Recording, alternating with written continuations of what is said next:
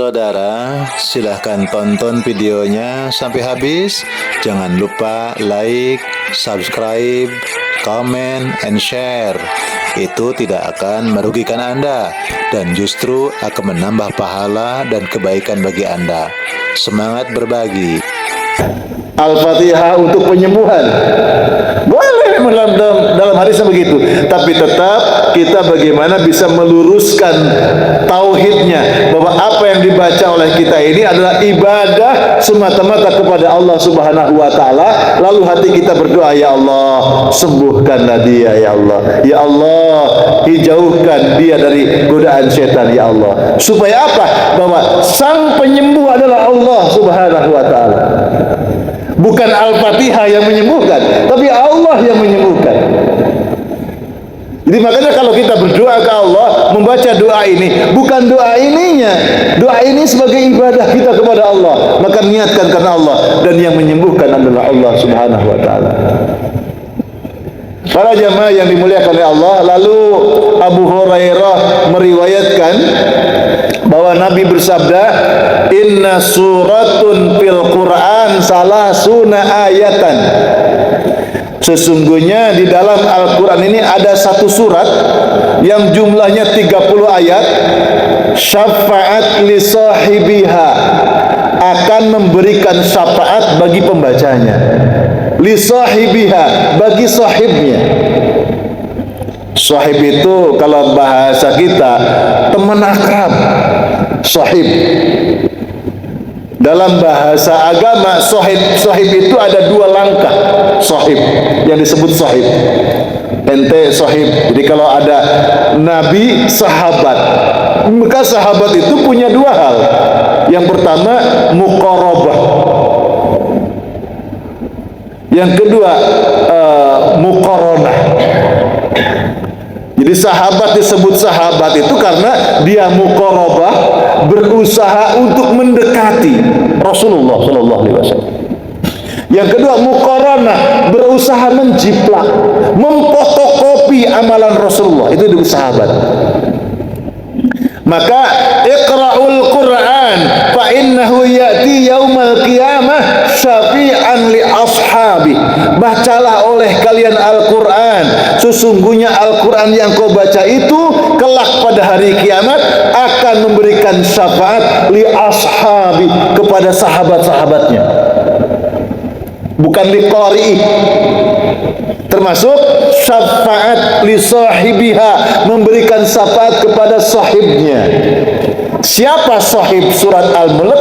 Yang pertama muqarabah li qaribiha, orang yang berusaha mendekati surat Al-Mulk. Ya apa caranya mendekati? Dibuka Qur'annya, kalau belum punya Qur'an, ya beli Qur'annya kan gitu. Lalu dibuka Qur'annya, dicek, dicari surat ke-67, lalu dibaca, lalu dimaknai apa isi kandungan surat Al-Mulk itu, bagaimana pemahaman di dalamnya, itu namanya liqaribiha atau muqarabah. Muqarabah.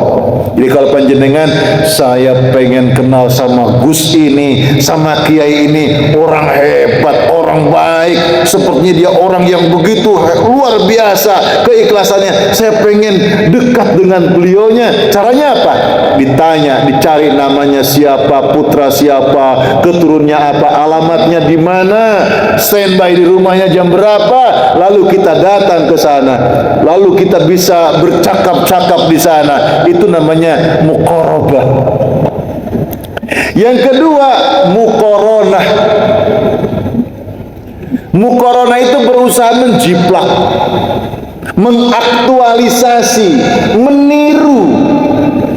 Maka orang yang menjadi sahabat surat Al-Mulk, dia rajin membacanya, dia memahami isi kandungannya, lalu muqaranah, mengamalkan isi ajaran surat Al-Mulk. Jadi kalau sahabat Rasulullah itu ya mengamalkan ajaran Rasulullah SAW, menjiplak, memfotokopi. Para jamaah yang dimuliakan oleh Allah, hatta gufirolahu, kata Nabi. Dan membaca menjadi sahabat surat Al-Mulk itu diampuni dosa-dosanya oleh Allah Subhanahu wa taala. Nah, syafaat itu apa ya syafaat itu? Kalau kita ya pertolongan, syafaat itu begitu. Kalau bahasa lain syafaat itu adalah syafaat itu kan genap. Dua, genap. Kalau ganjil witir.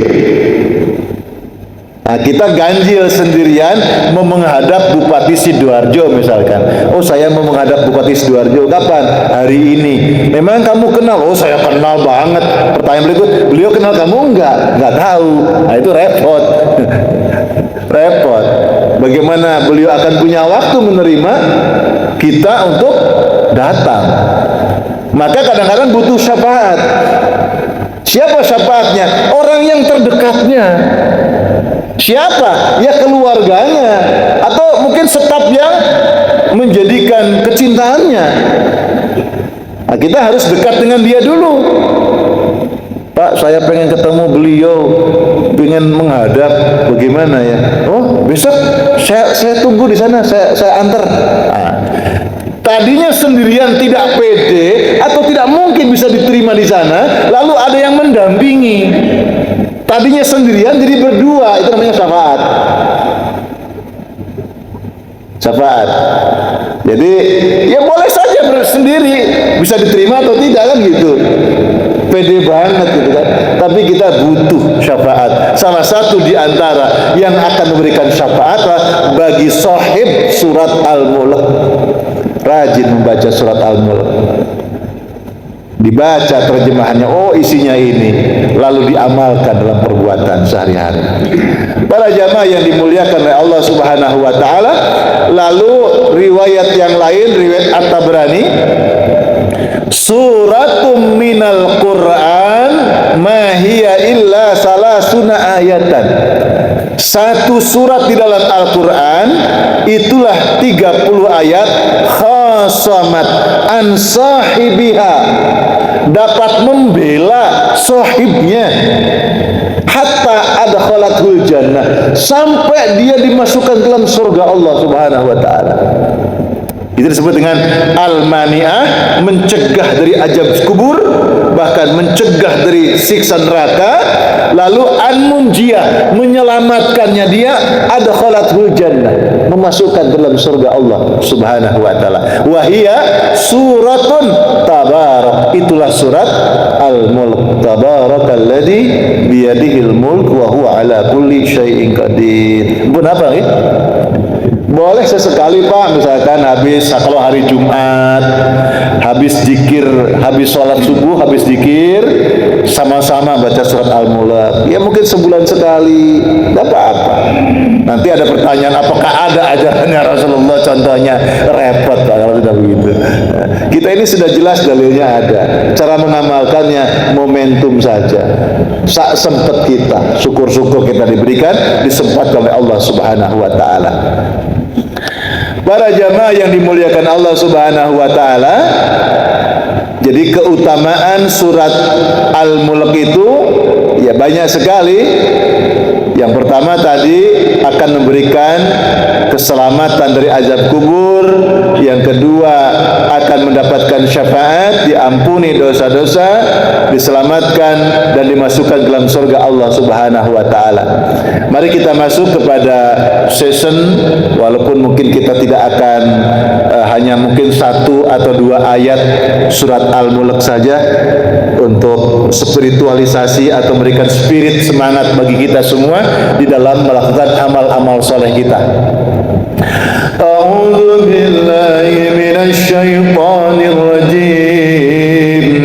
Bismillahirrahmanirrahim. Tabarakalladzi biyadihil mulku wa huwa ala kulli syai'in qadir. Maha suci Allah yang di tangannya segala kerajaan dan kekuasaan, dan dialah Allah maha kuasa atas segala sesuatu. Tabarokah, diawali ayatnya dengan kalam tabarokah dari wajan tafa'alah. Tabarok bisa dimaknai dengan 2 kalam. Yang pertama disebut dengan kalam khabar. Yang kedua disebut kalam insya. Kalam khabar itu adalah statement atau pernyataan yang menjelaskan tentang informasi atau fakta yang sebenarnya. Tabaraka diartikan dalam Quran ini umumnya Maha Suci Allah. Padahal Maha Suci itu kan ada subhana. Sabbahalillah, yusabbihulillah, subhanalladzi asra bi'abdihi laila. Subhana, Maha Suci Allah. Tapi tabarakalladzi di Quran terjemah Maha Suci juga artinya. Kenapa demikian? Betapa sulitnya mencari makna yang sepadan. Maksud dari tabarok itu apa? Ya sudahlah, Maha Suci Allah. Ya kalau kita maknai tabaraka, penuh dengan berkah, itu aja. Tabaraka, penuh dengan keberkahan. Biyadihil mulk, di tangannya Allah itu ada kekuasaan.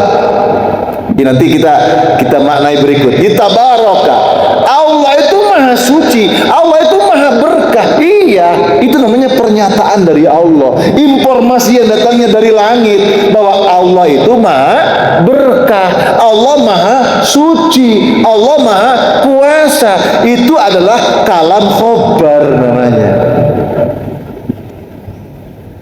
Anak kita ditanya, nak, kita harus banyak-banyak bersyukur ya nak.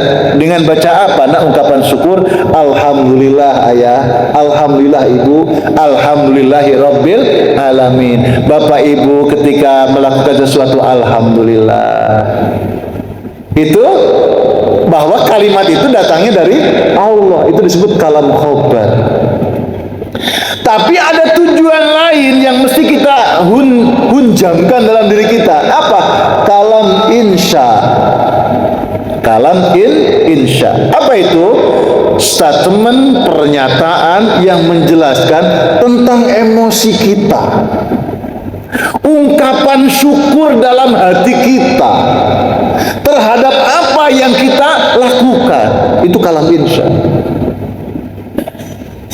Jadi kalau misalkan panjenengan mau jual rumah atau mau menjual apa, lalu ada pihak ketiga menyampaikan laporan, Pak, alhamdulillah rumah sampean sudah laku, tadi baru terbayar sesuai yang Bapak inginkan, alhamdulillah Pak sudah laku Pak. Lalu panjenengan bilang, alhamdulillah ya Allah, matur nuwun ya Allah. Alhamdulillah yang pertama dengan alhamdulillah yang kedua itu beda. Alhamdulillah yang pertama itu kalam khobar. Alhamdulillah rumahnya wis payu. Alhamdulillah itu Allah mengajarkan memuji syukur kepada Allah bahwa tanahnya sudah, rumahnya sudah laku. Tapi orang yang punya rumah, alhamdulillah ya Allah, matur nuwun ya Allah, sudah laku tanahku. Yang kedua kalam insya, ada luapan emosi wujud syukur kepada Gusti Allah. Nah, sholat kita ini sudah kalam insya atau masih kalam khobar? Sholat ini kan diajarkan Rasulullah toh? Bahwa begini sholat ini yang benar begini kan begitu. Itu kalam khobar itu. Tapi kalau sholatnya sudah masuk kalam insya, ada luapan emosi kita, nyambung ruh kita, ungkapan syukur kita kepada Gusti Allah. Panjenengan kalau berdoa itu khusyuk apa khusus? Khusyuk berdoa. Kenapa? Karena ada berkaitan dengan kebutuhan kita. Coba kadang kita lupa, usai berdoa masih bingung. Kenapa? Karena kita berdoa meminta sesuatu yang seolah-olah belum datang. Nggih. Orang ini jadi sholat, jadi doa, mengharapkan sesuatu yang belum datang. Padahal sholat kita, zikir kita, doa kita adalah ungkapan syukur kepada Allah atas nikmat yang telah Allah berikan. Bapak Ibu, jadi kita ini beramal seperti Bapak Ibu kalau makan di restoran sama makan di McDonald, kira-kira begitu, atau makan di McDonald sama makan di warung Tegal. Kalau panjenengan makan di warung Tegal atau di restoran, begitu datang, apa yang dilakukan? Pesan makanan. Habis pesan makanan, terus nunggu makanan datang. Begitu makanan datang, ya makan atau dibawa pulang. Tapi sebelum makan, habis makan baru bayar. Kalau makan di McDonald, begitu datang pesan, habis pesan kudu bayar dulu. Habis bayar baru nunggu makanan datang. Mau dimakan di situ atau dibawa pulang terserah. Nah, amal kita ini seperti yang mana? Makan di restoran, di warung Tegal atau di McDonald? Yang banyak kita lakukan seperti di McDonald. Jadi kita ini berdoa, bayar, nunggu makanan datang. Padahal kita ini sudah memakan nikmat yang diberikan Allah. Jadi kalaupun kita bayar, wujud syukur atas nikmat yang diberikan oleh Gusti Allah. Itu yang kemudian menjadikan orang ini dalam melakukan amalnya menjadikan kalam insya. Salatnya jadi wujud syukur kepada Allah, doanya jadi wujud syukur kepada Allah, apa yang dia ucapkan dalam zikirnya bentuk wujud syukurnya kepada Allah, tidak menuntut Allah. Kenapa? Karena nikmat-nikmat itu sudah diberikan oleh Allah Subhanahu wa ta'ala. Bahkan nikmat rezeki yang diberikan Allah itu tidak menunggu permintaan kita. Jangan kita pikir bahwa nikmat yang kita rasakan ini atas doa kita. Enggak. Allah sudah memberi sebelum kita meminta. Kalau Allah memberi sesuai dengan apa yang kita minta, sudah lama kita mati. Jadi Allah itu memberi apa yang kita tidak minta sekalipun, karena Allah tahu apa yang kita butuhkan. Maka Allah mengawali kalamnya dengan Alhamdulillahi Rabbil Alamin. Segala puji bagi Allah. Kenapa? Allah telah memberikan nikmat yang banyak kepada kita. Jadi sholat kita ini kalau wujud syukur, sholatnya lebih anteng, lebih nikmat. Sholatnya disebut dengan orang yang mendapatkan halawah, mendapatkan rasa manis. Kalau ada halawatul iman, merasakan manisnya iman. Halawatul sholat, merasakan manisnya sholat. Halawatul zikir, merasakan manisnya berzikir kepada Allah. Bahkan halawatu silaturahim, merasakan manisnya bersilaturahmi. Kenapa?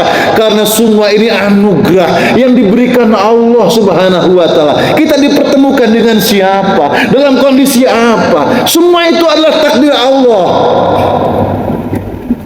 Maka dikatakan tabarak, Allah yang penuh dengan keberkahan. Makanya kekuasaan Allah, kerajaan Allah itu tidak menakutkan makhluknya. Kekuasaan Allah, kerajaan Allah tidak menzalimi ciptaannya. Orang berkuasa hari ini, Pak, cenderung untuk tidak amanah. Orang berkuasa itu, Pak, cenderung untuk zalim. Suami berkuasa dalam hidup keluarga, kadang zalim kepada istrinya, zalim kepada anaknya. Dia harus melakukan untuk istri dan anaknya sesuatu yang bukan seharusnya. Walaupun dia tetap rela itu untuk mengerjakannya. Makanya saya dalam mimbar pun sama dimanapun saya bilang gini, hati-hati. Anak buah itu pasti taat kepada perintah atasan. Jangan sampai atasan membuat perintah yang bukan kewajiban dia, itu zalim. Jadi diperkuasakan untuk zalim. Anak buah itu Sabtu Minggu harus pulang ketemu keluarganya. Kalau kau ambil waktunya untuk menemani engkau sebagai pemimpin, maka engkau harus menanggung kehidupan keluarganya untuk hari itu. Itu baru ada kebijakan. Walaupun kadang-kadang kebutuhan itu untuk berjumpa dengan dirinya bukan semata-mata servis berupa rezeki atau berupa duit dan sebagainya. Saya itu butuh suamiku, saya itu butuh istriku, bukan uangnya. Tapi kan sekarang lain, Bapak Ibu dalam kehidupan keluarga. Bu, kalau suami ibu tidak pulang, itu milih mana? Suami pulang atau duitnya datang? Kan beda itu. Wes gak boleh gak apa-apa sementing duitnya tekan itu. Ya Allah, ya Rabbi. Itu tidak bersyukur namanya. Sebab bersyukur itu justru rezeki ini bagian kecil apa yang dibawa oleh dia. Kenapa tidak merindukan dianya? Kan begitu. Kau hanya merindukan duitnya, kenapa tidak merindukan jalan yang mendatangkan duit itu siapa? Itu yang harus dirindukan. Maka Allah itu berkuasa, tapi kekuasaan Allah itu memberikan berkah. Makanya dalam surat Al-Fatihah sebelum mengucapkan Maliki Yaumiddin, Malik itu kan sifat Allah. Dalam sifat Asmaul Husna, ya Allah, ya Rahman, ya Rahim, ya Malik. Ketiga, ya Malik. Allah yang berkuasa, Allah Raja, Allah pemilik. Ya penguasa, ya pemilik, itu Allah. Tapi sebelum menyampaikan, untuk memproklamirkan, aku ini Allah yang pemilik, aku ini Allah yang penguasa, tapi Allah mengenalkan dulu sifatnya apa? Ar-Rahman, Ar-Rahim. Aku ini maha pengasih, aku ini maha penyayang, baru aku ini penguasa. Masya Allah. Artinya apa? Kekuasaan Allah memberikan Rahman Rahim.